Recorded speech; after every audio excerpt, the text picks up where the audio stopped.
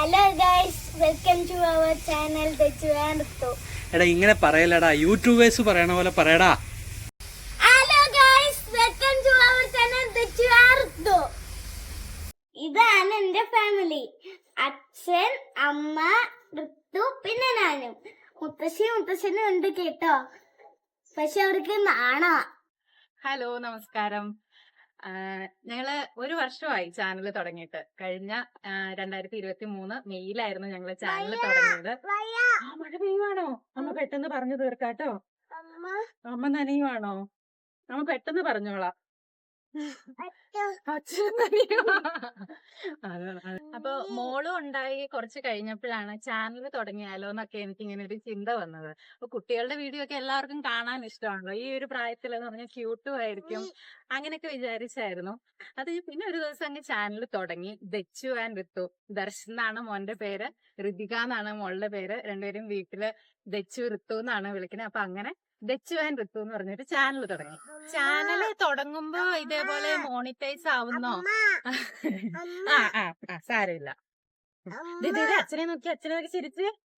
Channel തുടങ്ങുമ്പോ ഇതുപോലെ monetise ആവുന്നോ, അതിന്ന് വരുമാനം കിട്ടുന്നു, അങ്ങനെയൊന്നും പ്രതീക്ഷിച്ചല്ലായിരുന്നു ചാനൽ തുടങ്ങി.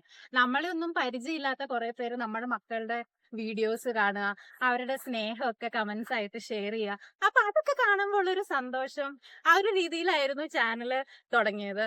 അപ്പൊ ആദ്യം വീഡിയോ ആയിട്ടായിരുന്നു ഇട്ടത്. മോളെ ഉറക്കി, മോക്ക് ഉച്ചയ്ക്കുള്ള ഉറക്കത്തിന്റെ ചെറിയ വായ്പയൊക്കെ ആയിരുന്നു. ഇപ്പൊ ആളെ ഉറക്കിയിട്ടുണ്ട്. അപ്പം വീഡിയോസ് ആദ്യം നമ്മള് വീഡിയോസ് ആയിരുന്നു ഇട്ടോണ്ടിരുന്നത്. ഷോർട്സിനെ പറ്റിയൊന്നും അത്ര വലിയ ധാരണയൊന്നും ഉണ്ടായിരുന്നില്ല.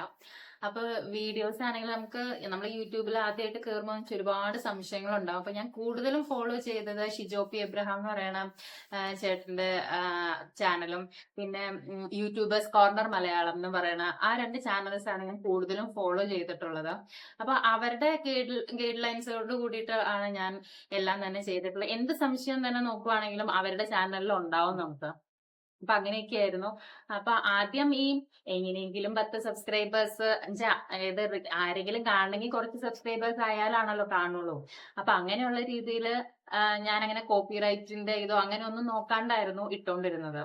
അപ്പൊ അങ്ങനെ കുറച്ച് വീഡിയോസ് ഒക്കെ ചെയ്ത് പിന്നെ ഒരു ദിവസം ആണ് ഷോർട്സ് ഇടുന്നത്. അത് മോളെ ഇക്കിളി കുത്തുന്ന കഴുത്തിലൊക്കെ ഇക്കിളി കുത്തുന്ന ഒരു ഷോർട്സ് ആയിരുന്നു ഇട്ടത്. അതെന്ന് പറഞ്ഞാൽ അത് ഇട്ടു. അത് ആദ്യത്തെ ദിവസം തന്നെ 1500 പേര് അത് കണ്ടു. അത് നമുക്ക് ഭയങ്കര സന്തോഷം. 1500 പേര് മോളയുടെ ആ ഒരു വീഡിയോ കണ്ടു എന്ന് പറഞ്ഞപ്പോ അത് ഭയങ്കര സന്തോഷമാണ്. നിങ്ങൾക്കത് മനസ്സിലാവുമെന്ന് എനിക്കറിയില്ല, എന്നാലും ഞാൻ ഭയങ്കര ഹാപ്പി ആയിരുന്നു. അങ്ങനെയാണ് പിന്നെ ഷോർട്സിലേക്ക് ഞാൻ തിരിയണത്. കാരണം മറ്റേ വീഡിയോ എന്ന് പറഞ്ഞു കഴിഞ്ഞാൽ നമ്മൾ തന്നെ നമ്മുടെ ഫ്രണ്ട്സിനും റിലേറ്റീവ്സിനും ഒക്കെ ഇട്ട് കൊടുത്താൽ 100 വ്യൂസ് എങ്ങാനും കിട്ടിയാലായെന്നേ ഉള്ളൂ. ഷോർട്സ് ഒന്നും ചെയ്യാണ്ട് 1500 ആൾക്കാർ കണ്ടു എന്നൊക്കെ പറഞ്ഞപ്പം അത് ഭയങ്കര ഒരു നിർവൃതിയായിരുന്നു ശരിക്കും. ആദ്യമൊക്കെ ഞാൻ ഷോർട്സ് ഇട്ടോണ്ടിരുന്നപ്പോ ആഴ്ചയിൽ 2 വീഡിയോ എന്നുള്ള രീതിയിലായിരുന്നു ഇട്ടോണ്ടിരുന്നത്. ബുധനാഴ്ച ഒരെണ്ണം, ഞായറാഴ്ച ഒരെണ്ണം. അങ്ങനെ ഷിജോ പി എബ്രഹാം ഒക്കെ പറഞ്ഞ ആ കൺസിസ്റ്റൻസി കീപ്പ് ചെയ്യാനായിട്ടൊക്കെ ആയിരുന്നു അങ്ങനെ ഒരു ഷെഡ്യൂളൊക്കെ വെച്ചത്. അത് കഴിഞ്ഞ് പിന്നെ എനിക്ക് കൂടുതൽ സമയം കിട്ടുന്നതിനനുസരിച്ച് കുട്ടികളുടെ വീഡിയോ എടുത്ത് ഇപ്പൊ ഞാൻ ഓൾട്ടർനേറ്റീവ് ഡേയ്സിലായിട്ട് ഇടുന്നുണ്ട്. അത്യാവശ്യം സ്റ്റോക്ക് വെക്കുന്ന രീതിയിൽ എടുക്കുന്ന ദിവസം മാക്സിമം എന്തെങ്കിലുമൊക്കെ ഒന്ന് കവർ ചെയ്യാനൊക്കെ ആയിട്ട് നോക്കുന്നുണ്ട്. അങ്ങനെ അപ്പൊ ചാനല് മോണിറ്റൈസ് ആവുന്നത് ഫെബ്രുവരി 2-ാം തീയതിയാണ്. ഞങ്ങള് 2023 മെയ് 28-നാണ് ആദ്യത്തെ വീഡിയോ ഞങ്ങൾ അപ്ലോഡ് ചെയ്യുന്നത്. അത് കഴിഞ്ഞ് May, June, July, August, September, October, November, December, ജനുവരി, ഫെബ്രുവരി ഇത്രയും മാസം എടുത്തു ഇത് മോണിറ്റൈസ് ആവാനായിട്ട്. അപ്പൊ അത് കഴിഞ്ഞപ്പോ മോണിറ്റൈസ് ആവാൻ കാരണം എന്ന് പറഞ്ഞു കഴിഞ്ഞാല് മോളുടെ ഒരു ബുള്ളറ്റ് വീഡിയോയും അതുപോലെ തന്നെ ഒരു ബ്ലൗസ് ഇല്ലാണ്ട് സാരി ഉടുത്ത് നടക്കുന്ന ആ ഒരു വീഡിയോ. അപ്പൊ ആ ബ്ലൗസ് ഇല്ലാത്ത വീഡിയോ ആയിരുന്നു ആദ്യം അങ്ങോട്ട് കയറിയത്. അത് പെട്ടെന്ന് തന്നെ 4 മില്യൺ വ്യൂ ആയിട്ട് കയറിയായിരുന്നു.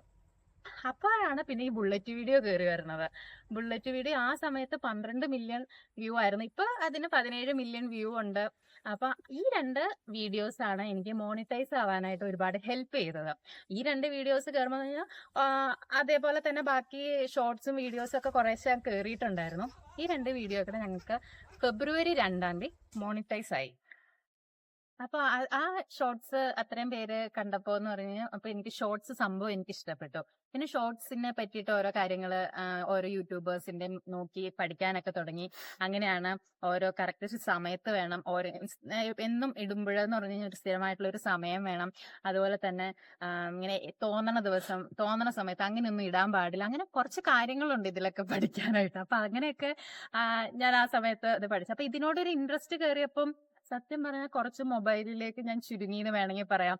അതിനു വേണ്ടിയിട്ട് കുറച്ചൊക്കെ വിനോദനൊക്കെ ആയിട്ട് അടിയൊക്കെ ഉണ്ടായിട്ടുണ്ട്. പക്ഷെ എന്നാലും പിന്നെ മക്കൾ ഇത്രയും ഒക്കെ ആൾക്കാരുടെ ഇടയിൽ കാണുന്നു എന്നൊക്കെ പറയുമ്പോഴേക്കും എല്ലാവരും ഹാപ്പിയായി. അപ്പോ ചാനൽ മോണിറ്റൈസ് ആയപ്പോ ഞങ്ങൾക്കും ഉഷാറായി. അപ്പൊ വേണമെങ്കിൽ യൂട്യൂബിൽ നിന്ന് ക്യാഷ് ഉണ്ടാക്കാം എന്നുള്ളൊരു ലൈനിലേക്ക് ആയി ഞങ്ങള്. ഒരിക്കലും മോണിറ്റൈസ് ആവുന്നൊന്നും വിചാരിച്ചില്ല. ആ ഒരു 2 വീഡിയോ കൊണ്ട് മാത്രമാണ് അത് മോണിറ്റൈസ് ആയത്. അത് അത്രയും മില്യൺ വ്യൂയിലേക്ക്. അതുവരെ എനിക്ക് തോന്നുന്നു ഒരു 10,000 വ്യൂ പോലും തികച്ചൊരു ഷോർട്സിന് കിട്ടാറുണ്ടായിരുന്നില്ല. ആ 2 വീഡിയോ ക്ലിക്കായി മോണിറ്റൈസ് ആയി. അപ്പൊ മോണിറ്റൈസ് ആവുമ്പോ എന്ന് പറഞ്ഞു കഴിഞ്ഞാൽ പിന്നെ ഓരോ ഷോർട്സും അതിനനുസരിച്ച് കണ്ടവർക്കൊക്കെ ഇതാവുമല്ലോ. അങ്ങനെ ഓരോ ഷോർട്സും അവർക്ക് നോട്ടിഫിക്കേഷൻ ചെല്ലും. അങ്ങനെയൊക്കെ ആയിട്ട് എല്ലാ വീഡിയോസും അത്യാവശ്യം കയറി. അപ്പോഴാണ് വീഡിയോസ് നേരത്തെ ഇട്ട് വെച്ചിരുന്ന വീഡിയോസിന്റെ കോപ്പിറൈറ്റിന്റെ ഇഷ്യൂ ഒക്കെ വരുന്നത്. മോണിറ്റൈസ് ആവുമ്പോഴാണ് ആ ഇഷ്യൂ ഒക്കെ വരുന്നത്. അങ്ങനെ വേറെ ഒന്നുമല്ല, നമുക്ക് അതിൽ നിന്ന് ക്യാഷ് കിട്ടില്ല എന്നുള്ള രീതിയിൽ ഉള്ളൊരു ഇത് വന്നുള്ളൂ. അല്ലാണ്ട് വേറെ പ്രോബ്ലംസ് ഒന്നും അതുകൊണ്ട് വന്നിട്ടില്ല. അത് കാരണം ഒന്നും റിമൂവ് ചെയ്തിട്ടില്ല. ഇനിയും പ്രോബ്ലംസ് ഒന്നും വരില്ല എന്ന് തോന്നുന്നു. എന്തായാലും അത് ഇടയ്ക്കിടയ്ക്ക് ചെക്ക് ചെയ്യുന്നുണ്ട്. ഷോർട്സ് ആയിരിക്കും കൂടുതൽ റീച്ച് ആവാൻ. കുട്ടിയുടെ പ്രായം അതാണല്ലോ, 1 വയസ്സേ ആയിട്ടുള്ളൂ. അപ്പൊ ആ ക്യൂട്ട്നെസ് ഉള്ള അത് എന്നുള്ള രീതിയിൽ അത് കൂടുതൽ റീച്ച് ആവുന്നുള്ള കാര്യം. പിന്നെ മോൻ സ്കൂളിൽ പോകണം, അത് കാരണം മോന്റെ ഷോർട്സ് ഒക്കെ എടുക്കാനായിട്ട് കുറച്ച് സമയമൊക്കെ കുറവായിരിക്കും. അപ്പൊ മോളുടെ എന്ന് പറയുമ്പോൾ ആ ഒരു പ്രായമായതുകൊണ്ട് നമുക്കൊന്നും പ്രിപ്പയർ ആയിട്ട് ചെയ്യാനൊന്നും പറ്റില്ല.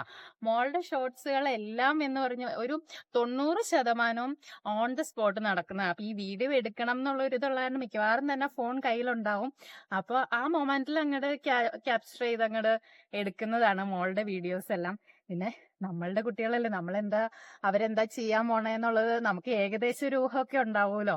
അപ്പൊ ആ ഒരു രീതിയിൽ അപ്പൊ ഇതിനു മുമ്പ് എന്തെങ്കിലും ഇൻസിഡന്റ് ഉണ്ടായത് സെയിം തന്നെ ഒരു റിപ്പീറ്റ് ഒക്കെ വരുവാണെങ്കിൽ ഞങ്ങൾ പ്രിപ്പയർ ആയിട്ടിരിക്കും അതൊന്ന് ക്യാപ്ചർ ചെയ്യാനായിട്ട്. അങ്ങനത്തെ ഒരു വീഡിയോ ആയിരുന്നു ആ മൂത്രം നടക്കുന്ന വീഡിയോ.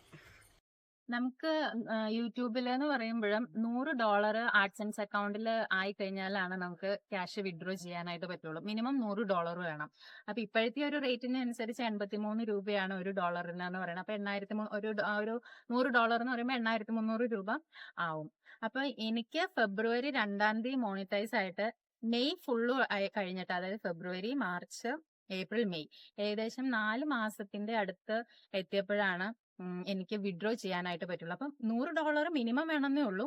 ഇത് മാസത്തിൽ ഒരിക്കലാണ് ആഡ്സെൻസ് അക്കൗണ്ടിലേക്ക് ആഡ് ആവുള്ളൂ. അപ്പം $100 കൂടുതലായി കഴിഞ്ഞാലും അതും കൂടി ചേർത്ത് നമുക്ക് കിട്ടും. അപ്പൊ മെയിലാണ് എനിക്ക് കിട്ടുന്നത്. ഇത് പേയ്മെന്റ് റെഡി ആയി എന്ന് പറഞ്ഞിട്ട് എനിക്ക് മെയിൽ വരുന്നത്. അതുപോലെ ജൂൺ ലാസ്റ്റ് ആവുമ്പോ, അപ്പൊ മെയ് വരെ ഉള്ളതിന്റെ ക്യാഷ് നമുക്ക് ജൂൺ 26-ാം തീയതിയാണ് എനിക്ക് അക്കൗണ്ടിലേക്ക് ക്രെഡിറ്റ് ആയത്. അപ്പം അത് എത്ര രൂപ കിട്ടിയത് എനിക്ക് പറയാനായിട്ട് പറ്റില്ല. സത്യം പറഞ്ഞാൽ അത് എന്താണെന്നും എനിക്ക് അറിയില്ല കേട്ടോ. ഒരൊറ്റ യൂട്യൂബേഴ്സും പറയുന്നില്ല. എന്നുവെച്ചാൽ ബിഗിനേഴ്സ് ആയിട്ടുള്ള വലിയവരുടെ ഒന്നും പറയണ്ട, അവർക്ക് ഭയങ്കര പല പ്രശ്നങ്ങളും ഉണ്ടാവും വിചാരിക്കാം. എന്നെ പോലുള്ള ബിഗിനേഴ്സും എന്താണ് ക്യാഷ് എത്രയാ കിട്ടിയെന്ന് പറയാത്തതെന്ന് എനിക്കറിയില്ല. അതുകൊണ്ട് ഞാനും പറയുന്നില്ല. പക്ഷെ തെറ്റില്ലാത്ത ഒരു തുക നമുക്ക് വെറുതെ എവിടെയും പോവണ്ടല്ലോ, കുട്ടികളുടെ വീഡിയോ എടുത്ത് പോസ്റ്റ് ചെയ്താൽ മതി. തെറ്റില്ലാത്തൊരു തുക കിട്ടിയിട്ടുണ്ട്. എന്തായാലും നല്ല സന്തോഷമുണ്ട്. ഓരോ സബ്സ്ക്രൈബേഴ്സിനും എന്റെ സ്പെഷ്യൽ താങ്ക്സ് ഉണ്ട്. നിങ്ങളൊക്കെ കാണുന്നത് കൊണ്ടാണ് ഇപ്പൊ എനിക്ക് ഏൺസ് കിട്ടാനായിട്ടാണെങ്കിലും. കാരണം നിങ്ങൾ ഒരുപാട് ആൾക്കാർ മക്കളെ സപ്പോർട്ട് ചെയ്തിട്ടുള്ള ഒരുപാട് കമന്റ്സ് വന്നിട്ടുണ്ട്. പിന്നെ എല്ലാത്തിലും ഉണ്ടാവുമല്ലോ നെഗറ്റീവ് കമന്റോ. ഒരുപാട് ചീത്തവിളി ഞാൻ കേട്ടിട്ടുണ്ട് പല വീഡിയോയ്ക്കും. അതൊക്കെ പിന്നെ ഇതിന്റെ ഭാഗമാണ്. പക്ഷെ വല്ലാത്ത അങ്ങ് ആയിട്ടുള്ള പല കമന്റ്സ് ഞാൻ റിമൂവ് ചെയ്തിട്ടുണ്ട്. അതൊക്കെ ഇതിന്റെ ഭാഗം ഞാൻ വിചാരിച്ചിട്ടുള്ളൂ. അങ്ങനെ അപ്പം എല്ലാ സബ്സ്ക്രൈബേഴ്സിനും സ്പെഷ്യൽ താങ്ക്സ് ഉണ്ട്. അപ്പൊ ഇനി സിൽവർ പ്ലേ ബട്ടൺ ആണ് എന്റെ അടുത്ത എയിം വരുന്നത്. അപ്പൊ നിങ്ങൾ എല്ലാവരും സപ്പോർട്ട് ചെയ്യണം. ഇപ്പൊ 62,000 സബ്സ്ക്രൈബേഴ്സ് ആണ് ആയിട്ടുള്ളത്. അപ്പം അതിനനുസരിച്ച് എല്ലാ സബ്സ്ക്രൈബേഴ്സ് ഒന്നും എന്റെ ഷോർട്സ് ഒന്നും കാണുന്നില്ല. ഇപ്പൊ നോർമലി വെറുതെ ഒരു ഷോർട്സ് ഇട്ട് കഴിഞ്ഞാൽ ഒരു 10K ആണ് ഇപ്പോഴും കിട്ടുന്നത്. അതിൽ കൂടുതലൊക്കെ എനിക്ക് കിട്ടണം. അതിന് നിങ്ങളുടെ സപ്പോർട്ട് വേണം. അപ്പൊ ശരി.